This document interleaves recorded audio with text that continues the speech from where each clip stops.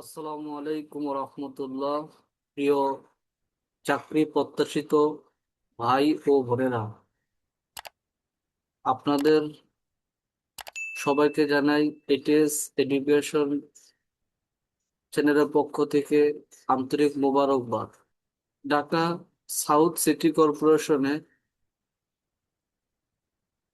বিজ্ঞপ্তি হয়েছে, আপনারা ইতিমধ্যে জানেন। কিভাবে কিভাবে অনলাইনে অ্যাপ্লিকেশন ফর্ম পূরণ করতে হয় আমি ধারাবাহিক প্রসেসগুলো দেখিয়ে দিব। আপনারা ধৈর্য সহকারে একটু দেখিবেন। প্রথমে dscc.telecom.bd দিয়ে সার্চ দিবেন। সার্চ দেওয়ার পরে এরকম একটি এরকম একটি পেজ পাবেন। এখানে আসার পরে আপনি অ্যাপ্লিকেশন ফর্মে ক্লিক করবেন।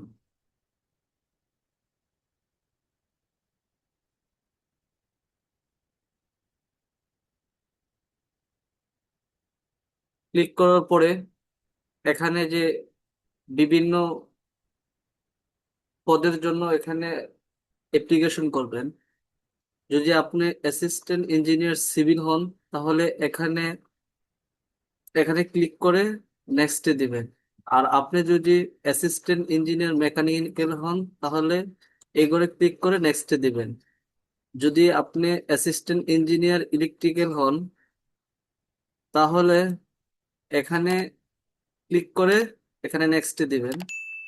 যদি আপনি সাব অ্যাসিস্ট্যান্ট ইঞ্জিনিয়ার সিভিল হন, তাহলে এই ঘরে ক্লিক করে নেক্সটে দিবেন। যদি আপনি সাব অ্যাসিস্ট্যান্ট ইঞ্জিনিয়ার মেকানিক্যাল হন, তাহলে এই ঘরে ক্লিক করে নেক্সটে দিবেন। অথবা আপনি যদি সাব অ্যাসিস্ট্যান্ট ইঞ্জিনিয়ার ইলেকট্রিক্যাল হন, তাহলে এই ঘরে ক্লিক করে নেক্সটে দিবেন। তো আমি একটা তো আমি একটা পদ দেখাই আপনাদেরকে কিভাবে করবেন। অ্যাসিস্ট্যান্ট ইঞ্জিনিয়ার ইলেকট্রিক্যাল, এই ঘরে দিয়ে নেক্সটে দিন। ক্লিক করার পরে এরকম এরকম একটি ফর্ম আসবে। আসার পরে এখানে আপনি আপনার নাম ইংরেজিতে লিখবেন। তারপরে হচ্ছে গিয়া বাংলাতে লিখবেন। আপনার বাবার নাম লিখবেন ইংরেজিতে, বাংলায় লিখবেন। আপনার মার নাম ইংরেজিতে লিখবেন, বাংলায় লিখবেন। তারপরে আপনার ডেট অফ বার্থ, এখানে ক্যালেন্ডারে গিয়ে আপনার ডেট অফ বার্থ দিবেন। ন্যাশনালিটি বাংলাদেশি দিবেন। রিলিজিয়ন, যদি আপনি ইসলাম হন তাহলে ইসলাম দিবেন, যদি হিন্দু হন হিন্দু দিবেন, যদি বৌদ্ধ হন বৌদ্ধ দিবেন, যদি খ্রিস্টান হন খ্রিস্টান দিবেন, আদার্স হলে আদার্স দিবেন। জেন্ডারে গিয়ে আপনি যদি মেল হন তাহলে মেল দিবেন, আর যদি ফিমেল হন ফিমেল দিবেন, আর যদি থার্ড জেন্ডার হন থার্ড জেন্ডার দিবেন। ন্যাশনাল আইডি কার্ডে গিয়ে ইয়েস দিবেন। ইয়েস দেওয়ার পরে এখানে ন্যাশনাল আইডি কার্ডের সিরিয়াল নাম্বারটা লিখবেন। তারপরে এখানে বার্থ রেজিস্ট্রেশন যদি থাকে তাহলে ইয়েস দিবেন। দেওয়ার পরে এখানে বার্থ রেজিস্ট্রেশনের নাম্বারটা লিখে দিবেন। যদি পাসপোর্ট থাকে ইয়েস দিবেন, যদি না থাকে নো দিবেন। মেরিটাল স্ট্যাটাস, যদি আপনি অবিবাহিত হন তাহলে সিঙ্গেল দিবেন, যদি বিবাহিত হন তাহলে মেরিট দিবেন, আর যদি আদার্স হয় তাহলে আদার্স দিবেন। এখানে আপনার মোবাইল নাম্বার দিবেন। এখানে যে মোবাইল নাম্বারটা দিবেন সেম এখানে এই মোবাইল নাম্বারটা দিবেন।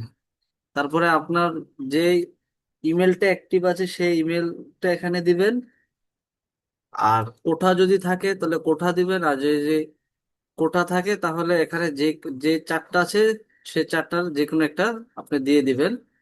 আর কোটা না থাকলে নট অ্যাপ্লিকেবল দিবেন। ডিপার্টমেন্ট স্ট্যাটাস, যদি আপনি গভর্নমেন্ট এমপ্লয়ার হন তাহলে গভর্নমেন্ট দিবেন, যদি সেমি গভর্নমেন্ট এমপ্লয়ার হন তো সেমি গভর্নমেন্ট দিবেন। মানে এই চারটা যে কোনো একটা হইলে দিবেন। আর যদি না হন তাহলে নট অ্যাপ্লিকেবল দিবেন।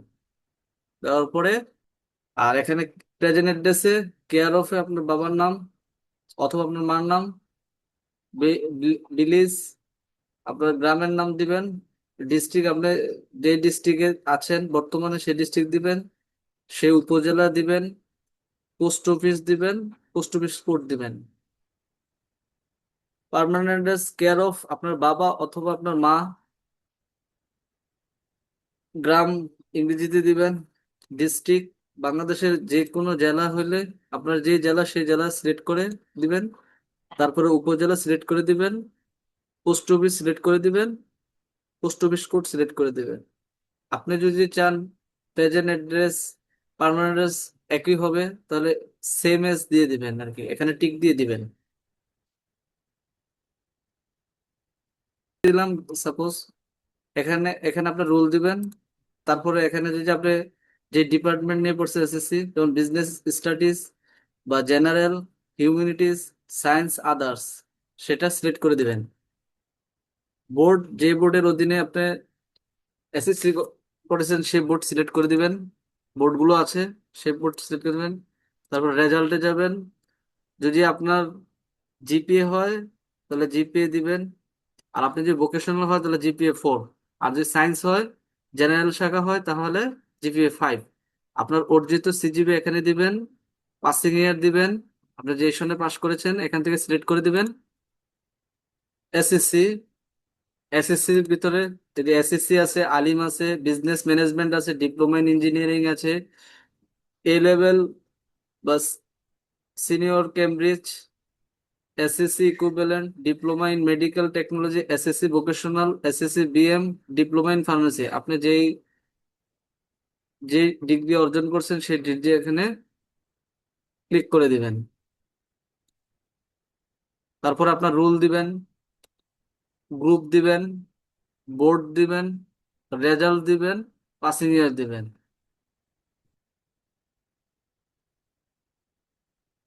যদি গ্রাজুয়েশন হয়, গ্রাজুয়েশনে গিয়ে বিএসসি ইঞ্জিনিয়ারিং গিয়ে ক্লিক করবেন।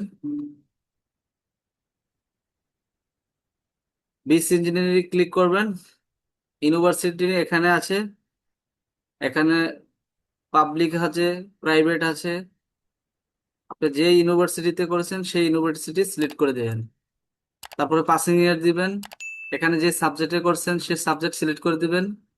Electrical and electronics engineering.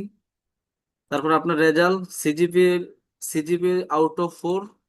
তারপর আপনার অর্জিত সিজিপি দিবেন। দিবেন এখানে। কোর্স ডিউরেশন 4 বছর, এখানে সিলেক্ট করে দিবেন। যদি আপনার মাস্টার ডিগ্রি থাকে তাহলে এখানে ফিল আপ করে দিবেন, এখানে টিক চিহ্ন দিয়ে দিয়ে দিবেন। আর না হলে প্রয়োজন নেই। তাহলে আপনি এই যে এমপ্লয়েড অনে যাবেন। যাওয়ার পরে এখানে অনেকগুলো ক্রাইটেরিয়া আছে, সেগুলো সিলেক্ট করবেন। যদি প্রাইভেট হয়ে থাকে তাহলে প্রাইভেট অর্গানাইজেশনে টিক দিবেন।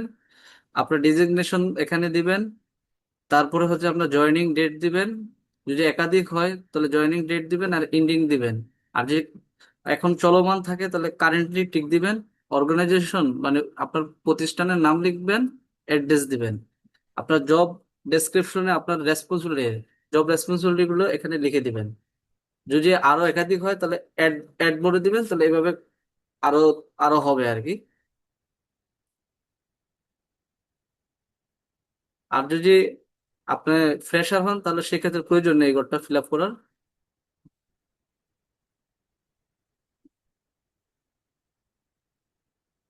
তারপর এখানে ভেরিফিকেশন কোড, ভেরিফিকেশন এখানে আছে, আপনার অন্যটা থাকবে।